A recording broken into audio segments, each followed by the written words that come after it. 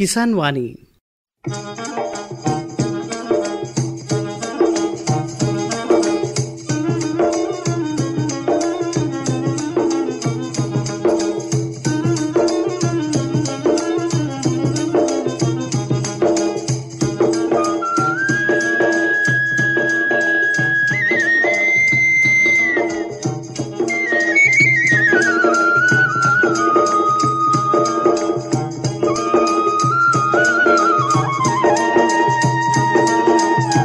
ఈ కార్యక్రమాన్ని మీకు సమర్పిస్తున్నవారు కేంద్ర వ్యవసాయ మరియు రైతు సంక్షేమ మంత్రిత్వ శాఖ, భారత ప్రభుత్వం.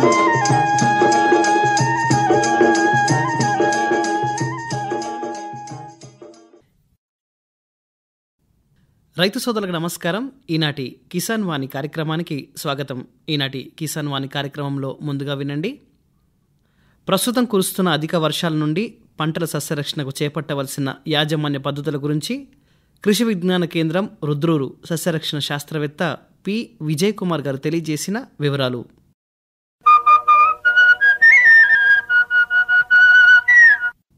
రైతు సోదరులకు నమస్కారం. హైదరాబాద్ వాతావరణ కేంద్రం వారి సమాచారం ప్రకారం రానున్న 3 రోజుల్లో జిల్లాలో అక్కడక్కడ భారీ నుండి అతి భారీ వర్షాలు కురిసే అవకాశం ఉంది. ప్రస్తుతం అధిక వర్షాల ప్రభావం వల్ల వివిధ పంటల్లో తీసుకోవాల్సిన జాగ్రత్తల గురించి తెలుసుకుందాం.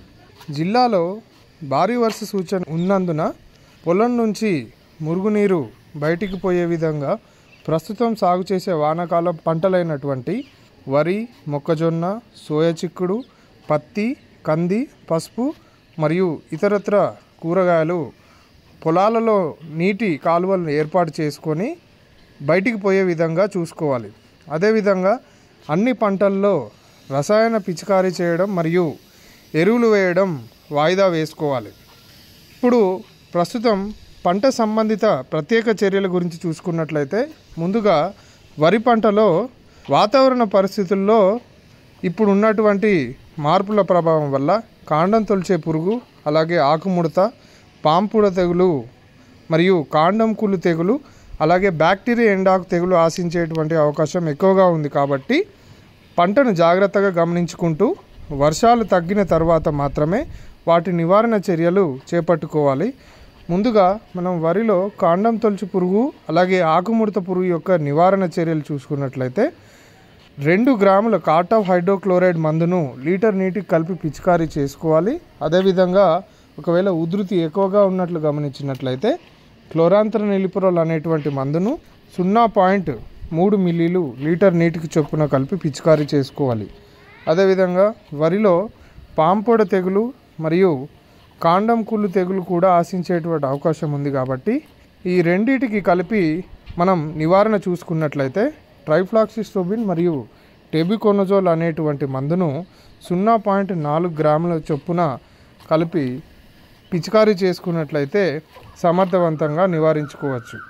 అదేవిధంగా మనకి బ్యాక్టీరియా ఎండాకు తెగుల్లో చూసుకున్నట్లయితే ప్రస్తుతం తాత్కాలికంగా నత్రజని సంబంధిత ఎరువులు పూర్తిగా నిలిపివేసి ఎకరానికి 15 కిలోల నుండి 20 కిలోల పొటాషు వేసుకోవాల్సిందిగా కోరుతా ఉన్నాం. అలాగే మనకి బ్యాక్టీరియా ఎండాకు తెగుళ్ళ నుండి పూర్తిగా రక్షించేటువంటి సస్యరక్షణ మందులు మార్కెట్లో అందుబాటులో లేవు. కాబట్టి కొంతవరకు వాటిని నియంత్రించే మందులైనటువంటి ప్లాంటోమైసిన్ అనేటువంటి మందును 0.4 గ్రాములు 1 లీటర్ నీటికి చొప్పున కలుపుకొని వారం వ్యవధిలో 2 సార్లు పిచికారీ చేసుకున్నట్లయితే కొంతవరకు ఈ బ్యాక్టీరియా ఎండాకు తెగులు నివారణ లేదంటే దీని యొక్క వ్యాప్తిని పంట పొలాల నుండి అరికట్టడానికి అవకాశం ఉంటుంది. అదేవిధంగా ఈ యొక్క తెగులు వరి పొలంలో ఒక పొలం నుండి ఇంకో పొలానికి నీరు వ్యాప్తించడం వల్ల కూడా వృద్ధి చెందుతుంది. కాబట్టి ఈ యొక్క పంట పొలాల నీటి విషయంలో కూడా జాగ్రత్త వహించుకున్నట్లయితే ఈ యొక్క తెగులను సమర్థవంతంగా నివారించుకోవచ్చు. అదేవిధంగా తర్వాత మొక్కజొన్న పంట ఎక్కువగా నీటిని తట్టుకోలేదు. కాబట్టి పొలం నుండి నీటిని వెంటనే తీసివేయాలి. అదేవిధంగా అధిక వర్షాల వలన నేలలో భాస్వరం లోపం ఏర్పడి మొక్కలన్నీ ఊద రంగులోకి మారే అవకాశం ఉంటుంది. కావున వర్షాలు నిలిచిన తర్వాత మాత్రమే పాలీఫీడ్ అనగా 319 990 అనేటువంటి మందును 5 గ్రాములు లీటర్ నీటికి కలిపి పిచికారీ చేసుకున్నట్లయితే ఫాస్ఫరస్ సంబంధిత లోప లక్షణాల నుండి మనం పంట పొలాన్ని కాపాడుకునే అవకాశం ఉంటుంది. అదేవిధంగా సోయ చిక్కుడు చూసుకున్నట్లయితే అధిక వర్షాల వలన మనకి వేరుకుళ్ళు ఎక్కువగా ఆశించడానికి అవకాశం ఉంటుంది. అదేవిధంగా బ్యాక్టీరియా తెగుళ్ళు కూడా ఈ యొక్క వాతావరణ మార్పుల వల్ల ఆశించేటువంటి అవకాశం ఉంటుంది. కాబట్టి బ్యాక్టీరియా సంబంధిత తెగుళ్ళకైతే మనకి స్ట్రెప్టోమైసిన్ టెట్రాహైడ్రోక్లోరైడ్ అనగా ప్లాంటామైసిన్ అనేటువంటి మందును 0.4 గ్రాములు లీటర్ నీటికి కలిపి పిచికారీ చేసుకోవాలి. అదేవిధంగా మనకి వివిధ ఇతరత్ర ఆకుమచ్చ తెగులు గమనించినట్లయితే వర్షం నిలిచిన తర్వాత ప్రోపికోనోజోల్ లీటర్ నీటికి 1 మిల్లీలు లేదా కార్బండజం మరియు మ్యాంకోజబ్ కలిపి ఉన్న మిశ్రమాన్ని మనకి 2.5 గ్రాములు లీటర్ నీటికి చొప్పున కలిపి పిచికారీ చేసుకోవాలి. తద్వారా ఈ యొక్క ఆకుమచ్చ తెగులు నుండి నివారించుకునే అవకాశం ఉంటుంది. వేరుకుళ్ళు తెగులు గమనించినట్లయితే 3 గ్రాములు కాపర్ ఆక్సిక్లోరైడ్ మందును లీటర్ నీటికి కలిపి నేల బాగా తడిచేటట్లుగా మొక్క మొదలు చుట్టూ పోయడం వలన ఈ యొక్క తెగులు నుండి అరికట్టడానికి అవకాశం ఉంటుంది. అదేవిధంగా వాణిజ్య పంటలు చూసుకున్నట్లయితే పసుపు ప్రధానమైనటువంటిది. అదేవిధంగా పత్తి కూడా. పసుపులో చూసుకున్నట్లయితే ప్రస్తుత వాతావరణ పరిస్థితుల్లో పసుపు పంటలో ఆకుమచ్చ తెగులు అలాగే మర్రాకు తెగులు ఆశించేటువంటి అవకాశం కూడా ఎక్కువగా గమనించవచ్చు.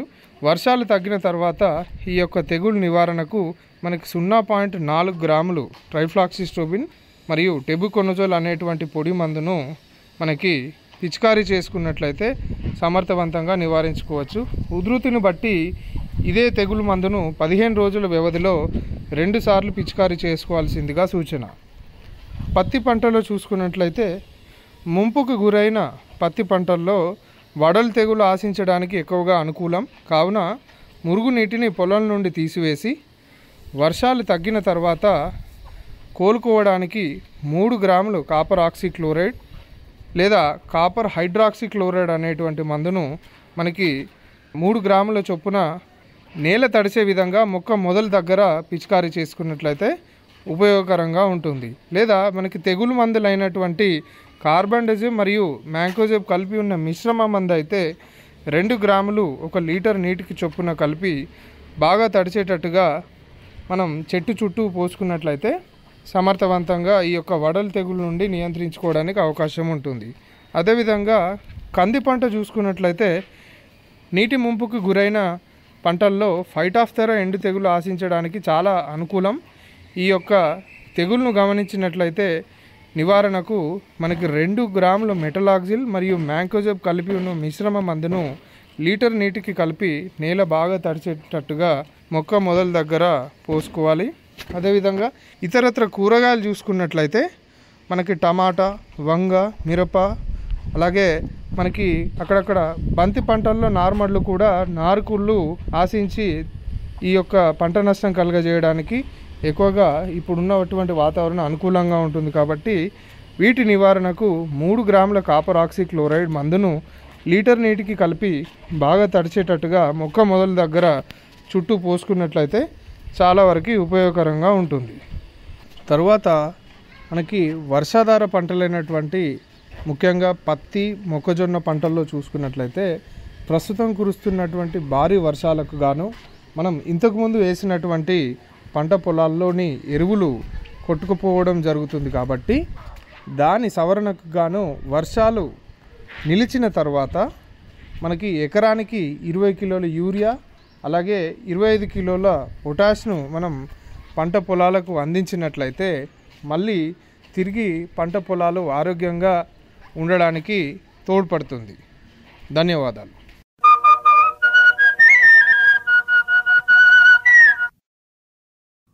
ఇంతవరకు మీరు ప్రస్తుతం కురుస్తున్న అధిక వర్షాల నుండి పంటల సస్యరక్షణకు చేపట్టవలసిన యాజమాన్య పద్ధతుల గురించి కృషి విజ్ఞాన కేంద్రం రుద్రూరు సస్యరక్షణ శాస్త్రవేత్త పి. విజయ్ కుమార్ గారు తెలియజేసిన వివరాలు విన్నారు. కార్యక్రమంలో ఇప్పుడు కొన్ని ప్రకటనలు వింటారు.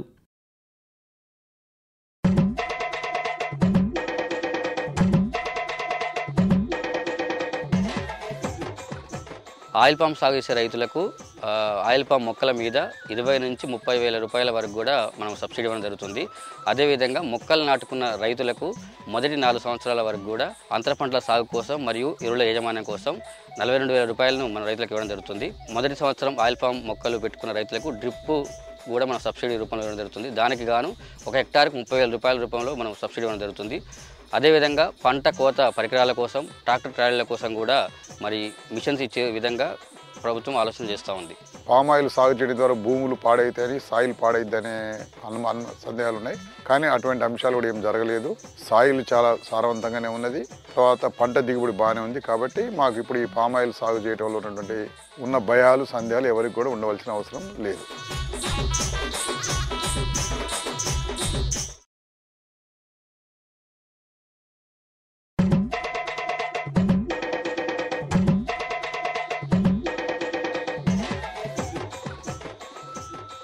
ఈ ఆయిల్ పామ్ చెట్లు మన రైతుల సామాజిక ఆర్థిక జీవితాన్ని మార్చగల సామర్థ్యం కలిగి ఉన్నాయి.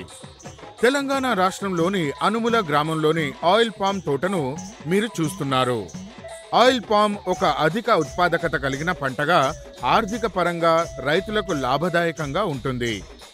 ఇది 1 హెక్టార్కు ఇతర నూనె గింజల పంటల కంటే ఎక్కువ నూనె దిగుబడిని అందించగలదు. ఆయిల్ పామ్ గెలల అన్ని ఇతర రకాల నూనె గింజల కంటే 10 రెట్లు ఎక్కువ నూనె దిగుబడిని ఇస్తాయి.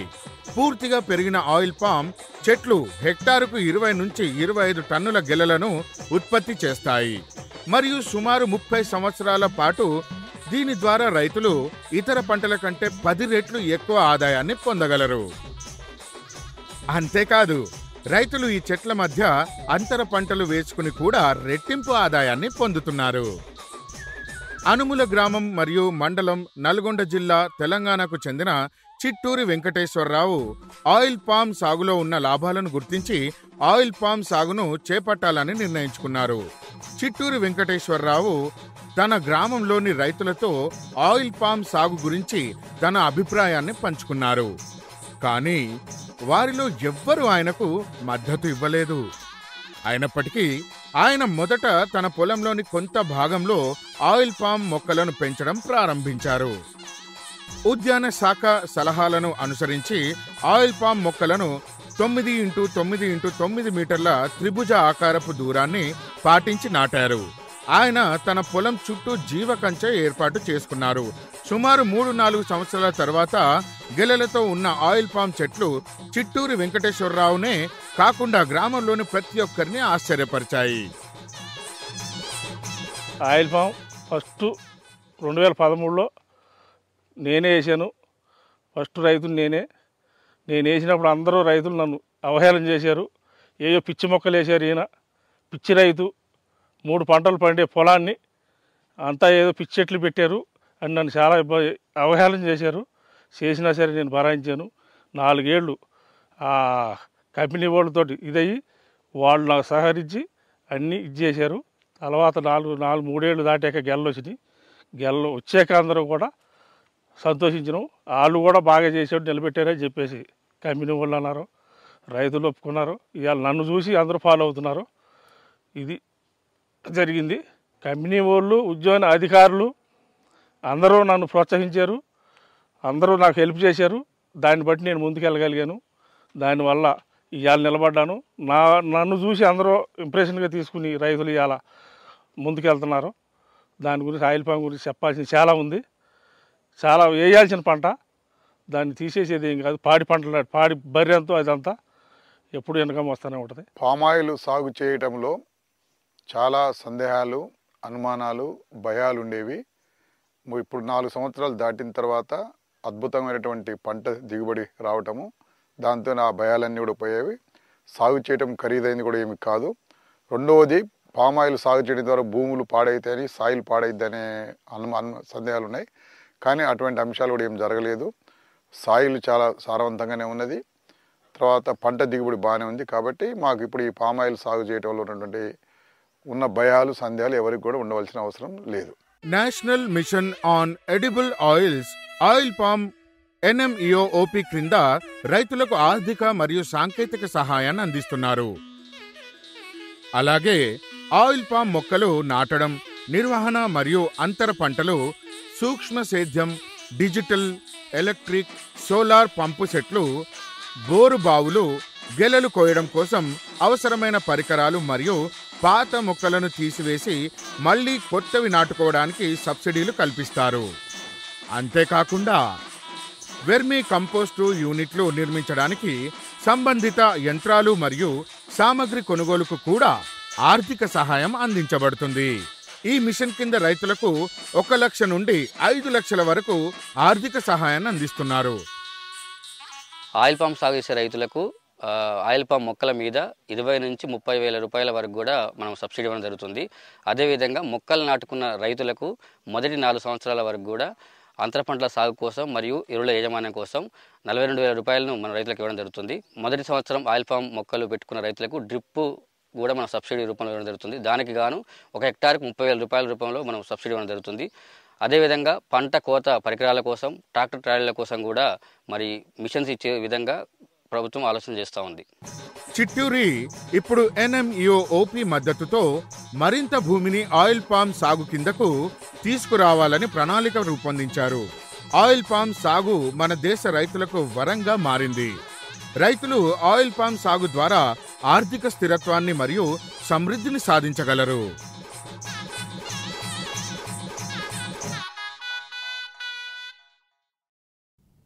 కార్యక్రమంలో ఇప్పుడు వాతావరణ సూచనలు వింటారు. హైదరాబాద్ వాతావరణం కేంద్రం నుండి వచ్చిన సమాచారం ప్రకారం రానున్న 3 రోజుల్లో అంటే 17, 18, 19 తేదీల్లో భారీ వర్షాలు జిల్లాలో అక్కడక్కడ కురిసే అవకాశాలున్నాయి.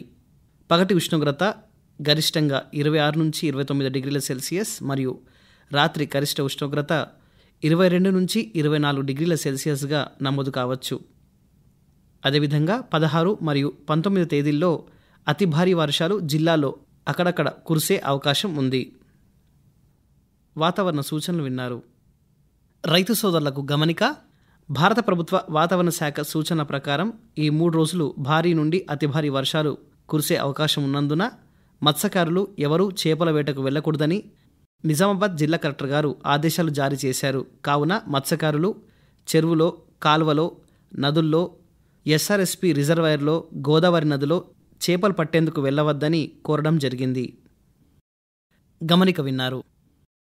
కార్యక్రమంలో ఇప్పుడు వినండి. మిశ్రమ వ్యవసాయంలో పెరటికోళ్ల పెంపకం గురించి వివరాలు వింటారు.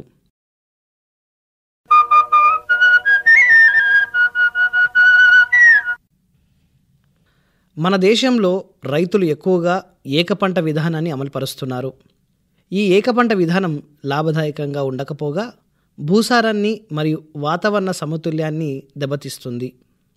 వ్యవసాయం లాభసాటిగా ఉండాలంటే వ్యవసాయ అనుబంధ రంగాన్ని కూడా చేపట్టాల్సిన అవసరం ఎంతైనా ఉంది. రైతులు తమ కమతంలో ప్రణాళికబద్ధంగా కుటుంబ పోషక అవసర పంటలను, పండ్ల తోటలను, కూరగాయలను, పశుగ్రాస పంటలను, మేకలు, గొర్రెలు, కోళ్ళు, తేనెటీగలు తదితర అనుబంధ వ్యాపకాలను చేపట్టే విధానాన్ని మిశ్రమ వ్యవసాయం అంటారు. ఈ విధానంలో ప్రతి రైతు పెరట్లో 50 వరకు కోళ్లను పెంచుకోవచ్చు. అందుబాటులో ఉన్న కీటకాలు, గడ్డి గింజలు తిని పెరుగుతూ ఉంటాయి. రైతులు అవసరాన్ని బట్టి రకాల ఎంపిక చేసుకోవాలి. అధిక గుడ్ల దిగుబడి కోసం గ్రామప్రియ, గిరిరాజు, రాజశ్రీ మరియు మాంసం కొరకు రాజశ్రీ, వనరాజ, అషీల్, కడక్నాథ్ జాతులను ఎంపిక చేసుకోవాలి. పెరటి కోళ్లకు రోగనిరోధక శక్తి ఎక్కువగా ఉండడంతో ఈ కోళ్లు కొన్ని ప్రమాదకర వ్యాధులను తట్టుకొని జీవించగలవు. వీటిపై అధిక శ్రద్ధ అవసరం లేకుండా మన పనులు చేసుకుంటూనే పెరటికోళ్ల పెంపకాన్ని అదనపు ఆదాయంగా మార్చుకొని జీవన ప్రమాణాలు పెంచుకోవచ్చు. మరి ఇప్పుడు అనువైన జాతుల గురించి తెలుసుకుందాం. ముందుగా రాజశ్రీ కోళ్ళు. ఈ జాతి కోళ్లను శ్రీ వెంకటేశ్వర పశువైద్య విశ్వవిద్యాలయం వారు రూపొందించారు. ఈ జాతి కోళ్లకు రోగనిరోధక శక్తి ఎక్కువ. ఇది దేశీ నాటుకోడిని పోలి ఉండి ముదురు ఎరుపు రంగులో బలిష్టంగా ఉంటుంది. ప్రతికూల వాతావరణాన్ని తట్టుకొని అధిక మాంసం మరియు గుడ్లు అందించగలవు. గుడ్లు ప్రత్యేకంగా గోధుమ రంగులో ఉంటాయి. ఒక్కరోజు కోడిపిల్ల బరువు 38 నుంచి 90 గ్రాములుగా ఉంటుంది. నెలకు 250 గ్రాముల చొప్పున పెరుగుతుంది. 20 వారాల వయసు నుండి గుడ్లు పెట్టడం మొదలు పెడతాయి. ఇవి సంవత్సరానికి దాదాపుగా 160 నుంచి 170 గుడ్లు పెడతాయి. ఇక వనరాజ కోళ్ళు. ఈ జాతిని జాతీయ కోళ్ళ పరిశోధనా స్థానం రాజేంద్రనగర్ వాళ్ళు అభివృద్ధి పరిచారు. ఇవి పెరట్లో పెరగడానికి అనువుగా ఉంటూ అధిక సంఖ్యలో గుడ్లు మరియు మాంసాన్ని ఇస్తాయి. వీటి కాళ్ళు పొడవుగా ఉండడం వలన కుక్కలు, పిల్లులు మరియు గద్దల బారి నుండి తప్పించుకోగలవు. పెట్టెలు సంవత్సరానికి 150 గుడ్ల వరకు పెడతాయి. ఈ కోళ్ళు 5 నెలల వయసు నాటికి 2.5 కిలోల వరకు బరువు పెరిగి అధిక పోషకాలతో కూడిన మాంసాన్ని అందిస్తాయి. 6 వారాల వయసు దాటిన తర్వాత పెరటి వాతావరణానికి అలవాటు చేస్తే పెరట్లో తిరగటానికి వదిలివేయవచ్చు. ఇక గిరిరాజ కోళ్ళు. ఈ జాతి కోళ్లను బెంగళూరు వ్యవసాయ విశ్వవిద్యాలయం వారు అభివృద్ధి పరిచారు. ఇవి 3.5 కిలోల నుంచి 5 కిలోల వరకు బరువు పెరిగి ఏటా 140 నుండి 169 గుడ్లు పెడతాయి. 8 వారాల వయసులో 100-300 గ్రాముల వరకు వస్తాయి. 9 వారాల వయసులో 3.5 కిలోల బరువు వస్తాయి. ప్రతికూల పరిస్థితులకు తట్టుకుంటాయి. వీటి బరువు ఎక్కువగా ఉండటం వలన తొందరగా కుక్కలు, పిల్లులు, నక్కలకు దొరుకుతాయి. ఇక గ్రామప్రియ కోళ్ళు. అధిక వ్యాధి నిరోధక శక్తి కలిగిన ఈ కోళ్ళు ఆరోగ్యకరమైన గుడ్లు అందిస్తాయి. 1.5 సంవత్సరంలో 250 గుడ్ల వరకు పెడతాయి. వీటి గుడ్లు గోధుమ రంగులో ఉంటాయి. ఇవి 6 నెలల వయసు వచ్చే వరకు దాదాపు 2.5 కిలోల బరువు పెరుగుతాయి. ఇవి మన పెరట్లో కలియదిరుగుతూ క్రిమికీటకాలను, గడ్డిజాతి మొక్కలను, వంట వ్యర్థాలను, ధాన్యపు గింజలను ఆహారంగా తీసుకొని జీవిస్తాయి. ఇక కడక్నాథ్ కోళ్ళు. ఇవి మధ్యప్రదేశ్ రాష్ట్రానికి చెందినవి. ఈ కోడి మాంసంలో మాంసకృతులు ఎక్కువగా, కొవ్వు శాతం తక్కువగా ఉంటుంది. 6 నెలల వయసు నుండే గుడ్లు పెట్టడం ప్రారంభిస్తాయి. సంవత్సరానికి సుమారు 1000 నుండి 110 గుడ్లు వరకు పెడతాయి. ఎటువంటి పంట వ్యర్థాలనైనా అరిగించుకోవటం వీటి ప్రత్యేకత. కోడి పిల్లలకు మొదటి వారం పాటు బ్రూడింగ్ పద్ధతిలో మేడిమి అందజేయడం అవసరం. ఆ తర్వాత పెరటి పెంపకానికి అలవాటు చేసుకోవచ్చు. దీనికి అధిక డిమాండ్ ఉండడంతో ఎక్కువ మంది రైతులు దీన్ని పెంచడానికి ఆసక్తి చూపిస్తున్నారు. ఇక పెరటి కోళ్ళ పెంపకంలో మెలకువల గురించి ఇప్పుడు మనం తెలుసుకుందాం. కోళ్లకు సకాలంలో వైరస్ వ్యాధులు రాకుండా టీకాలు వేయించాలి. వయసును బట్టి టీకాలు ఇవ్వాలి. ఒకరోజు వయసు కోడి పిల్లలకు మారెక్స్ వ్యాధికి, 4 నుండి 7 రోజుల వయసు పిల్లలకి రానికేట్ వ్యాధికి, 14 నుంచి 18 రోజులప్పుడు గంబోరా వ్యాధికి, 35 రోజుల దశలో రానికేట్ వ్యాధికి, 6 నుంచి 7 వారాలప్పుడు ఫౌల్ఫాక్స్ వ్యాధికి టీకాలు ఇప్పించాలి. చిన్నపిల్లల పెంపకంలో మొదటి 6 వారాలు కీలకమైనవి. ఈ సమయంలో కోడి పిల్లలు తన శరీర ఉష్ణోగ్రతను తానుగా నియంత్రించుకోలేవు. కావున పిల్లలను బ్రూడర్ కింద ఉంచి తగిన వేడి లభించేటట్లు చూడాలి. దీన్ని బ్రూడింగ్ అంటారు. ప్రతి కోడి పిల్లకు మొదటి వారం 95 ఫారెన్హీట్ కల్పించి ఆ తరువాత 5 ఫారెన్హీట్ ఉష్ణోగ్రత చొప్పున తగ్గిస్తూ 6 వారాల వరకు ఏర్పాటు చేయాల్సి ఉంటుంది. ఆ సమయంలో కోడి పిల్లలకు దానా మరియు నీటిని అందించాలి. మొదటి 6 వారాల వరకు కోడి పిల్లలు 500 గ్రాములు శరీర బరువు కలిగి ఉంటాయి. తర్వాత కోడి పిల్లలను బయటకు విడిచిపెట్టవచ్చు. ఇక లిట్టర్ యాజమాన్యం. డీప్ లిట్టర్ పద్ధతిలో అనగా కోళ్లను నేలపై లిట్టర్ మెటీరియల్ పరిచి పెంపకం చేసినప్పుడు లిట్టర్ నందు తేమ లేకుండా చూడవలను. తేమ ఎక్కువైన ఎడల కాక్సిడియోసిన్ అను అంతరవ్యాధి పరాన్నజీవి సంభవించవచ్చు. లిట్టర్ నందు తేమ చేరి ముద్దలు కాకుండా ఉంచుటకు క్రమం తప్పకుండా లిట్టర్ను కలియబెట్టవలెను. లిట్టర్ నందు తేమను తగ్గించుటకు పొడి సున్నంను కలపవచ్చు. వాడిన లిట్టర్ను మరలా వాడకూడదు.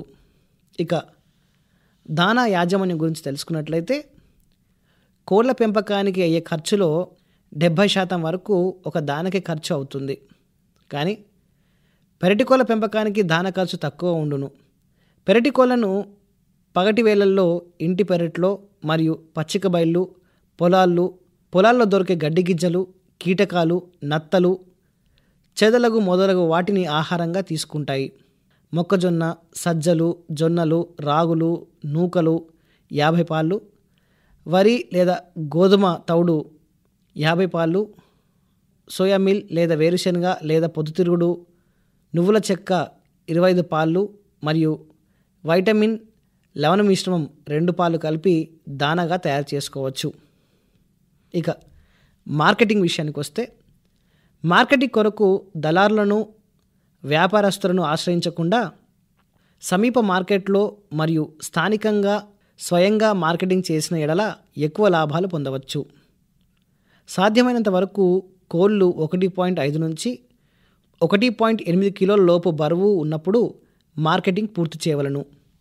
200 కోళ్లను పెంచుకున్నట్లయితే 6 నెలల వ్యవధిలో 20,000 నికరాదాయం పొందవచ్చు.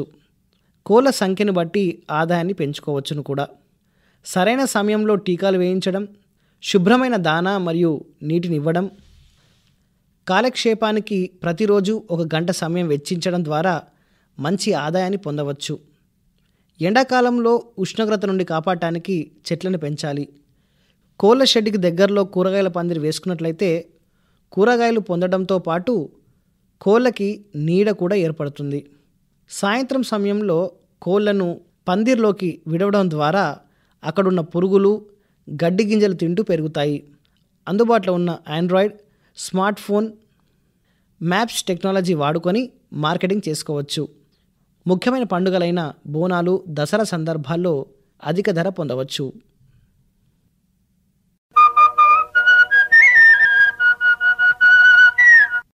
ఇంతవరకు మీరు మిశ్రమ వ్యవసాయంలో పెరటికోళ్ల పెంపకం గురించి వివరాలు విన్నారు. ఇంతటితో ఈనాటి కిసాన్ వాణి కార్యక్రమం సమాప్తం.